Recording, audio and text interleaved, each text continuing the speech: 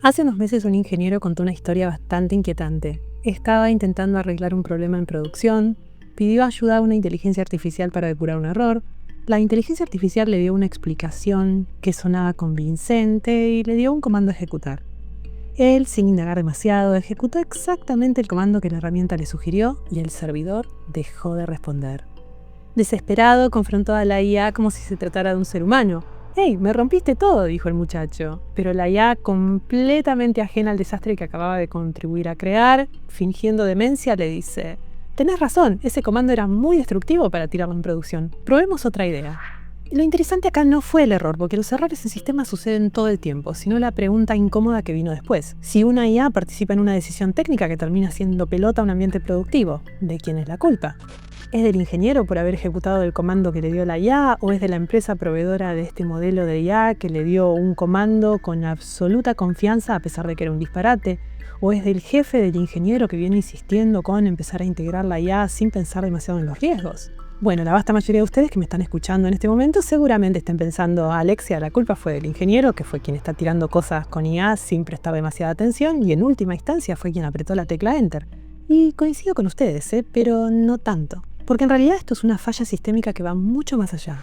De hecho, es una de las preguntas más complicadas que la industria tecnológica va a tener que responder en los próximos años. Y lo interesante es que no es una pregunta nueva. Si miramos la historia de las tecnologías de la información, ya vivimos algo parecido antes. No con inteligencia artificial, pero sí con sistemas que se volvieron tan complejos que nadie estaba completamente seguro de dónde podía fallar hasta que empezó a fallar. Hola, ¿cómo están? ¿Todo bien? Aquí Alexia, la chica de sistemas, y hoy vamos a hablar sobre inteligencia artificial, pero tiene un capítulo buenísimo, así que quédense hasta el final porque no lo vamos a hacer desde el hype, sino desde su impacto real. Intentaré responder la pregunta del millón: ¿nos va a dejar sin trabajo la IA realmente? Y vamos a ver un poquito también su lado oscuro y cómo funciona y algunas cositas más súper interesantes. Pero antes de continuar, como siempre, por favor no olviden suscribirse al canal, darle a la campanita que anda por ahí, así no se pierden de ninguna notificación. Y ahora sí, manitos a la obra. Para entender si la inteligencia artificial nos va a quitar el trabajo, primero tenemos que entender por qué pensábamos que el año 2000 nos iba a devolver a los tiempos de las cavernas. Quizá la gente más joven que está mirando este canal piense que el I2K suena a una meme retrofuturista de los 90, pero para quienes lo hemos vivido en primera persona, creo que ese fue el verdadero primer bautismo de fuego de la infraestructura a nivel global. Fue la primera vez que la humanidad miró debajo de la superficie y se asustó de verdad. Y el problema era tanto de una elegancia técnica como de una estupidez humana asombrosa. Entre los años 60 y los años 70, la memoria era ridículamente cara. Guardar el año 1970 requería muchos más bytes que guardar solamente el número 70. Ese ahorro de 2 dígitos era muy significativo en términos de optimización de recursos, así que se estandarizó el uso de 2 dígitos para el año. Pero nadie pensó que ese software seguiría corriendo 30 años más tarde, y el miedo era que al llegar al 00, los sistemas interpretaran que era el año 1900 y no el año 2000. Imagínense intereses bancarios calculados en negativo, gente a la cual le niegan préstamos, los sistemas de seguridad social que daban de baja a personas por aún no haber nacido, o sistemas de control industrial que simplemente se bloqueaban ante una fecha ilógica. Durante años la prensa se dedicó a alimentar y amplificar el pánico. Se vendían kits de supervivencia, había personas en diciembre del 99 acobachando latas de conserva en búnkers y en algunos casos hasta municiones preparándose para un apocalipsis de lo más demencial. Se hablaba de un colapso total de la red eléctrica, de aviones cayendo del cielo, de plantas nucleares sin control explotando. Pero luego llegó el 1 de enero del año 2000 y no pasó nada. O al menos eso dice la narrativa popular. Lo que la gente olvida es que en realidad no pasó nada, entre comillas, porque durante años hubieron un ejército de programadores, muchos de ellos ya jubilados, que literalmente lo fueron a buscar para arreglar todos estos bugs, mayormente escritos en COBOL y en Fortran, que nadie más entendía. Estos héroes anónimos trabajaron día y noche durante semanas para reparar esto. El I2K no fue un engaño, fue la mayor operación de mantenimiento preventivo de la historia de las tecnologías de la información. El desastre no ocurrió precisamente porque mucha gente trabajó para que no sucediera. Y eso curiosamente hizo que la gente nunca percibiera que hubo un peligro genuino, real. Pero el I2K desde lo histórico también fue muy interesante porque fue el primer momento en el que la sociedad en general tomó conciencia de que el mundo moderno dependía completamente de software que casi nadie entendía. Hasta ese momento las computadoras eran vistas como herramientas especializadas dentro de oficinas o de laboratorios. Después del I2K quedó claro que los bancos, los aeropuertos, los hospitales, las centrales eléctricas y hasta los ascensores de los edificios dependían de líneas de código escritas décadas atrás por personas que probablemente ya ni trabajaban en esas empresas. Esa sensación de dependencia invisible, de fragilidad oculta detrás de una interfaz que parece estable, es exactamente lo que estamos empezando a sentir ahora con la inteligencia artificial, pero con una diferencia fundamental. Esta vez, el problema, si se quiere, no es un bug, ni tampoco un error de fecha, es algo mucho más complejo de corregir. Y acá es donde me tengo que poner un poquitito más técnica, porque si queremos comprender si la IA nos va a pasar verdaderamente por arriba, primero tenemos que comprender cómo está hecha. Y hay una distinción que me parece fundamental hacer que casi nunca escucho en los debates públicos. Una cosa es ser inteligentes y otra cosa es parecer inteligentes.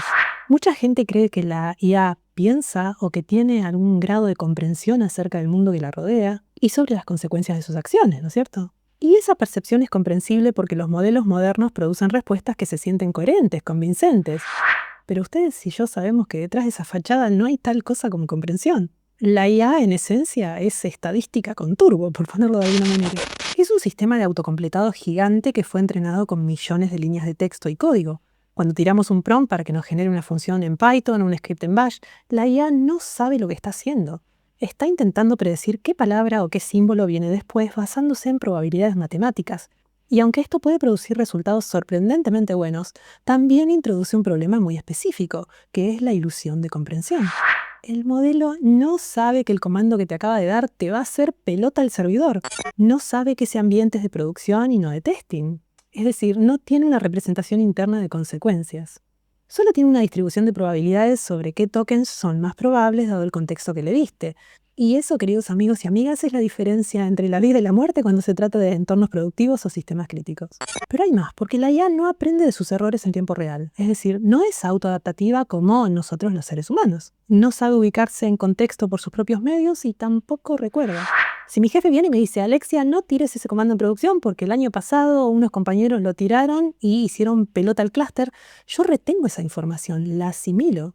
Si dentro de 2 años me encuentro frente a un escenario similar, yo ya tengo ese conocimiento, ya tengo esa experiencia. De hecho, si hablamos de seniority, ¿cuál es la diferencia fundamental entre un junior y un senior? Es justamente la cantidad de años de experiencia, todo ese camino recorrido que te va generando cierto músculo y bueno, hablando en criollo, vos con los años le empezás a conocer las mañas a todos los sistemas porque venís laburando con eso. Puesto de una manera más bonita, y es la cantidad de años y formación en el oficio que una o que uno puede tener. Pero la IA no se parece en nada a nuestra forma de razonar. Si mañana le haces la misma pregunta, sin el contexto adecuado en el prompt, va a sugerirte exactamente el mismo comando peligroso con el mismo exceso de confianza. No tiene memoria persistente entre sesiones, no acumula aprendizaje operacional, no modifica su comportamiento en función de los errores que cometió en conversaciones previas. Cada sesión empieza de cero. Y hay algo más, porque la IA tampoco tiene la capacidad de detectar cuando no entiende o cuando no sabe algo. No sabe decir que no, ni cuando una pregunta que le hiciste la excede. Una ingeniera experimentada o una administradora de sistemas como esta humilde servidora, cuando no conocemos algo porque no tenemos por qué saber todas las cosas, ¿qué es lo que hacemos? Dame un cachitito que consulto. Voy y hablo con un compañero. Llamo a un compañero, una compañera y le digo, Penny, ¿no me das una manito que necesito una segunda opinión con esto? Eso es lo normal. La IA no tiene esas señales de alerta. Siempre va a generar una respuesta con la misma fluidez independientemente de si está navegando terreno conocido o inventando algo que suena convincente pero que es un disparate. Quienes trabajamos con esto conocemos este fenómeno como alucinaciones. Y las alucinaciones no son bugs que se van a resolver en la próxima versión del modelo, son una consecuencia directa de cómo funciona su arquitectura. Un sistema que predice el siguiente token más probable no tiene un mecanismo nativo para decir, no sé. Entonces, cuando alguien dice que la IA va a venir a reemplazar a las administradoras, a los administradores de sistemas, a los ingenieros, a los DevOps, lo que en realidad están diciendo es una herramienta que no aprende, que no entiende el contexto, que no se puede hacer responsable de sus acciones. Va a venir a tomar decisiones operativas que pueden impactar en la vida de miles de millones de personas. Y ahí es donde la conversación se pone un poco más interesante. Porque hay una promesa implícita en esta narrativa de productividad que rodea a la IA. Dicen que se podrá hacer más con menos, que se pueden reemplazar a 3 juniors con ChatGPT, que el trabajo repetitivo va a desaparecer y que los seres humanos vamos a poder concentrarnos en las cosas de más alto nivel. Para algunos puede sonar bellísimo. El problema es que esta promesa choca contra una realidad técnica muy dura.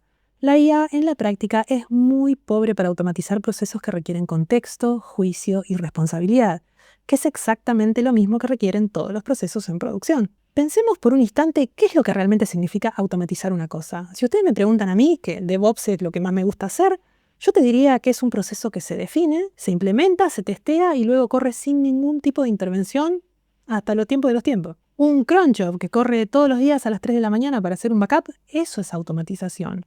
Un pipeline de CI/CD que cuando vos tirás un push hace los tests y evalúa la salud del código, eso es automatización. Es decir, son procesos deterministas, con entradas y salidas muy bien definidas y con un comportamiento totalmente predecible. La IA generativa no funciona así. Si querés utilizar una IA para tomar decisiones operativas en un ambiente de producción, como mínimo vas a necesitar a alguien validando cada respuesta.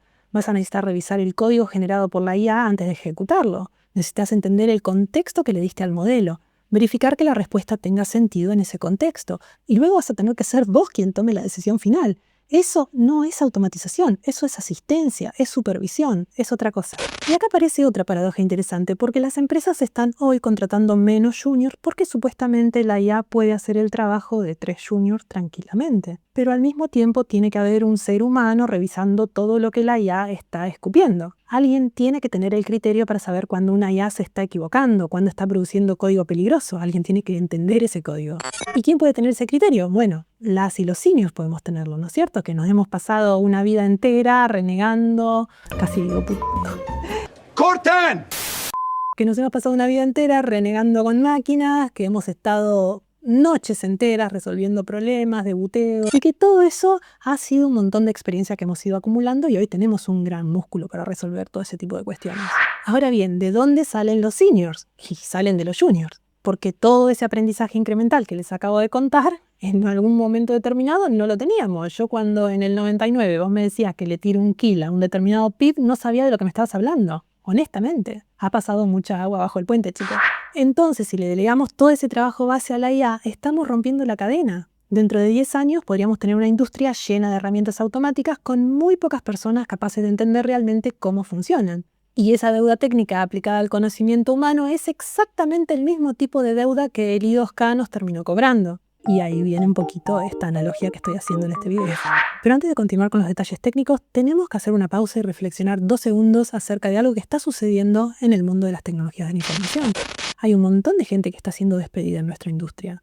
Y en muchos casos se adjudica a la IA como gran responsable. Según datos del portal Layoffs FYI, más de 152.000 trabajadores tecnológicos fueron despedidos en el 2024, seguidos de otros 123.000 en el 2025. Con empresas que citan cada vez más la automatización impulsada por inteligencia artificial como factor. Son números enormes y detrás de cada uno de estos números hay una familia, hay un alquiler que pagar, hay nenes a quienes darle de comer, hay una heladera que llenar, y eso es muy triste. Y la pregunta también puede ser, ¿a quiénes les están pegando realmente el hachazo? Los roles más golpeados son análisis de datos y desarrollo de software, esto no es ningún misterio, pero aún dentro de esos roles, los puestos más golpeados son justamente los puestos junior. Es decir, no están desapareciendo los puestos senior, sino los juniors, y esto va a tener problemas graves, no ahora, pero dentro de 10 años, cuando salgan a buscar seniors y no los encuentren por ningún lado. Ahora bien, acá es donde el análisis se complica un poco más y tengo que ser muy cuidadosa, porque la narrativa de la IA destruye empleos es real pero también es incompleta. Forrester Research predijo que la mitad de los despidos atribuidos a la IA serán recontratados pero silenciosamente, o en el exterior, o con salarios significativamente menores. Y ya en el 2025, el 55% de los empleadores reportaron arrepentirse de los despidos que habían hecho por inteligencia artificial. Klarna, por ejemplo, reemplazó 700 empleados con IA y la calidad de sus servicios se deterioró tan rápido que tuvo que volver a contratar gente. Obviamente que esto no salió en ningún titular con la misma fuerza que el anuncio original. Igualmente el miedo a que la IA nos quite el trabajo o que nos haga sentir inútiles es real. Los cambios estructurales en el mercado laboral son reales y suceden rápido. Yo lo que intento hacer aquí es no minimizar eso, sino entender los patrones más profundos para que podamos navegar este momento de incertidumbre con un poquito más de información. Y parte de esa información pasa por hacernos una pregunta que casi no aparece en ningún medio especializado. ¿Vamos hacia algo inevitable o es una elección que están tomando algunas empresas en algunos países o regiones puntuales? Porque si miramos lo que está pasando en diferentes partes del mundo, el panorama no es tan homogéneo. En Estados Unidos, por ejemplo, en el 2024 han habido recortes brutales argumentando reestructuraciones post-pandemia y al año siguiente otra ola más por la IA. En este país, el 2025 representó el número mayor de despidos desde el 2020, con más de 1 millón de puestos de trabajo eliminados, y las grandes empresas tecnológicas empezaron a citar explícitamente la eficiencia de la IA como justificación para reducir sus plantas. Pero también pensemos, en contraste, en uno de los casos más fascinantes y menos discutidos en este momento, que es el caso chino. Según la Federación Internacional de Robótica, la base instalada de robots industriales de China superó las 2 millones de unidades en el 2025, superando a cualquier otro país del planeta. Para poner este número en perspectiva, China opera 3 veces más la cantidad de robots que Japón, que es el segundo país en la lista en el ranking mundial, con alrededor de 450.000 robots. Además de ser el líder mundial en aprovisionamiento de robots y automatización, tienen fábricas completamente automatizadas, las llamadas Dark Factories, donde la producción corre sin ningún operario y literalmente en la oscuridad porque las máquinas no necesitan luz. Y sin embargo, China no tiene una crisis de desempleo masivo generada por toda esta automatización. La respuesta es compleja, no es completa y tampoco es un modelo que deberíamos copiar sin un análisis crítico primero. Primero, China tiene un problema demográfico severo. La fuerza de trabajo china se está contrayendo y se proyecta que para el año 2100 menos de la mitad de la población estará en edad laboral, comparado con alrededor del 60% de hoy. ¿Se entiende? Los robots no se están quedando con los puestos de gente que trabaja, sino que están llenando el vacío de una clase trabajadora que envejece y se achica. La automatización en China, en este contexto, no es una amenaza al empleo, sino que es una respuesta real a la escasez de mano de obra. Además, la estrategia de automatización en China es planificada a nivel nacional y a largo plazo. No es reactiva al precio de las acciones de esta semana o la que viene. Los programas que se definen en sectores estratégicos se planifican en términos de décadas, no de trimestres. Investigaciones académicas sobre la adopción de robots en empresas chinas encontraron que la automatización aumentó la productividad laboral, el empleo total, los salarios promedio y la participación de mercado de las empresas que adoptaron estos robots. Más robots, mejores salarios, más trabajo, no es la narrativa que estamos acostumbrados a escuchar en Occidente.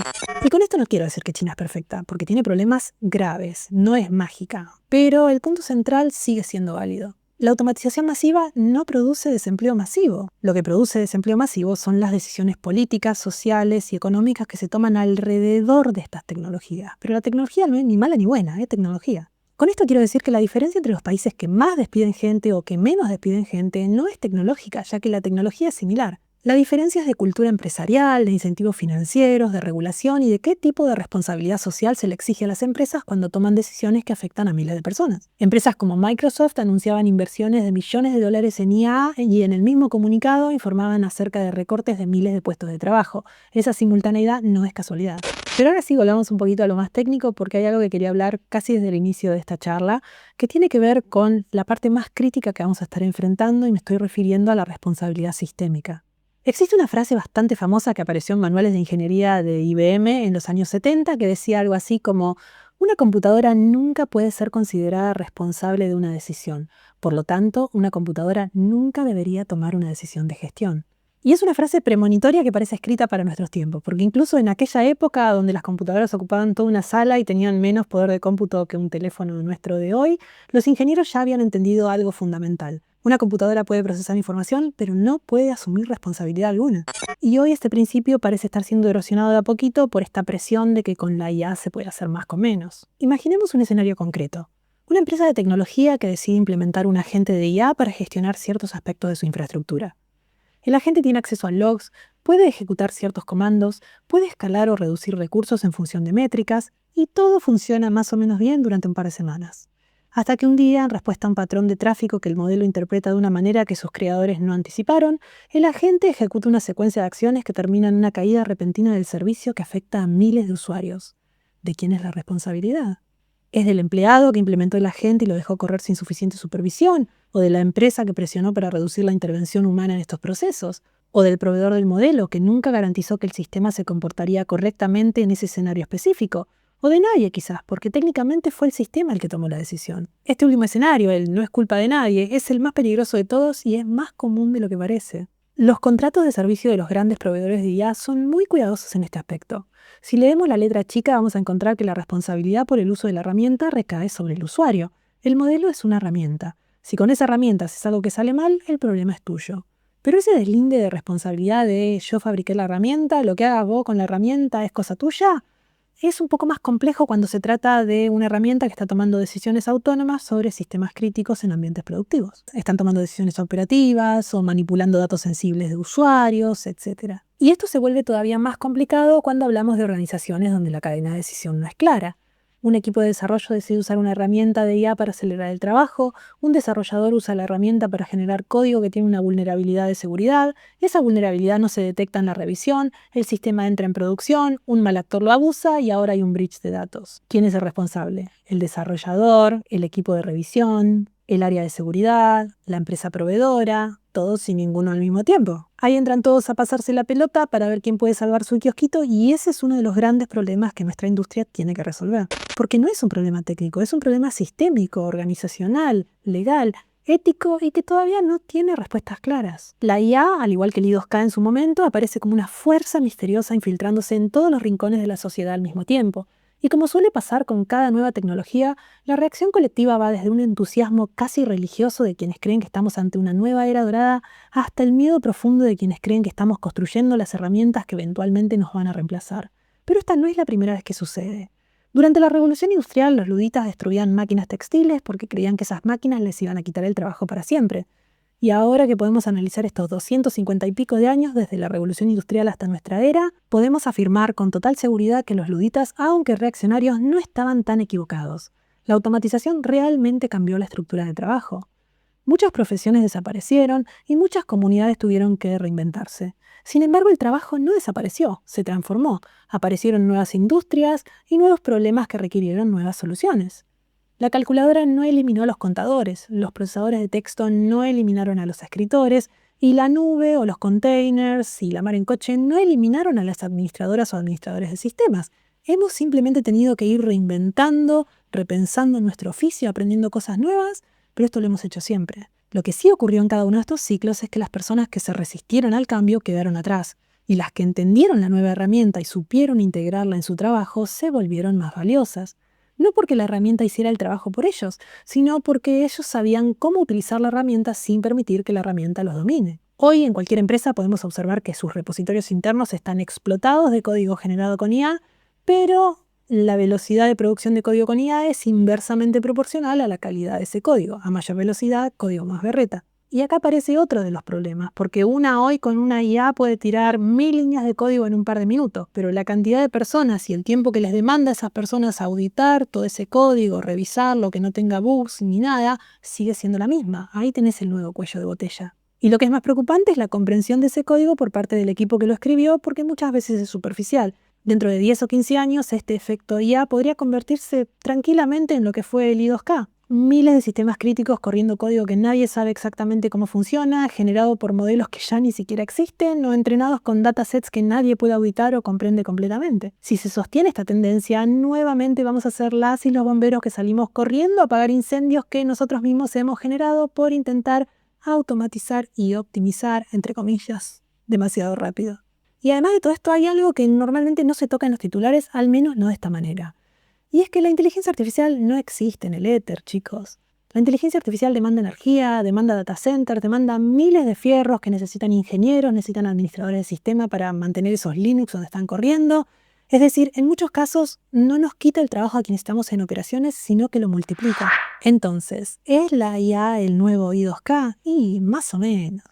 Más o menos. Pero no por las razones que aparecen en los titulares, no porque las máquinas vayan a volverse conscientes y vayan a reemplazar a la humanidad, ni porque el trabajo humano vaya a desaparecer por completo, sino porque estamos entrando en otra etapa de enorme complejidad tecnológica que va a requerir más conocimiento técnico, más colaboración y más responsabilidad que nunca. Y estamos haciéndolo a una velocidad tal que nos deja muy poco margen para comprenderlo y especialmente comprender sus consecuencias. El I2K nos recordó que el mundo digital tiene implicancias reales en el mundo físico, que la deuda técnica no desaparece, que se acumula hasta que alguien tiene que pagarla. Y hoy la IA nos está recordando exactamente lo mismo, que las decisiones que tomamos hoy sobre cómo integramos estas herramientas, sobre qué grado de rigor y supervisión estamos implementando y sobre cómo estamos formando a las nuevas generaciones van a tener consecuencias reales. Quizás la diferencia con el I2K es que esta vez el desafío es mucho más profundo.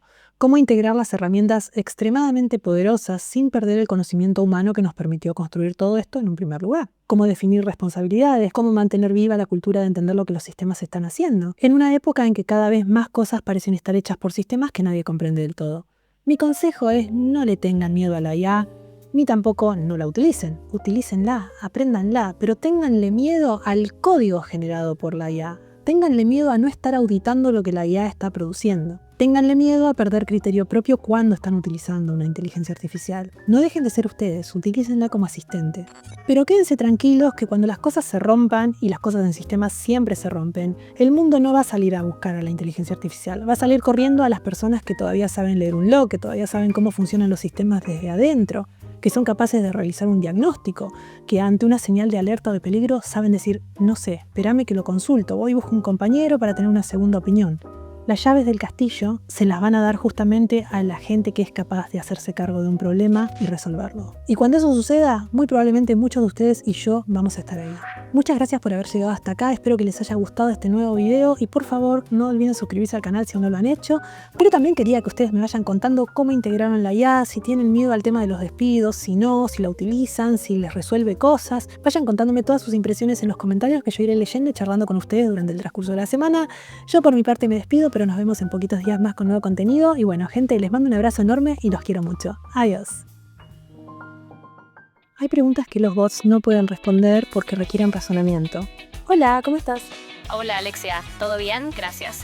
¿Y vos? ¿Cómo andas hoy? Bien, bien. Tengo una pregunta porque tengo que llevar el coche al lavadero, está todo sucio, lo tengo que llevar a lavar, pero el lavadero queda a, no sé, a una cuadra. ¿Qué me conviene? ¿Ir en el auto o ir caminando? Mira, si son solo 100 metros, yo creo que te conviene ir caminando. Es un tramo tan corto que no vale la pena usar el auto. Además, no perdes tiempo buscando dónde estacionar y listo. Aprovecha ese paseo rápido.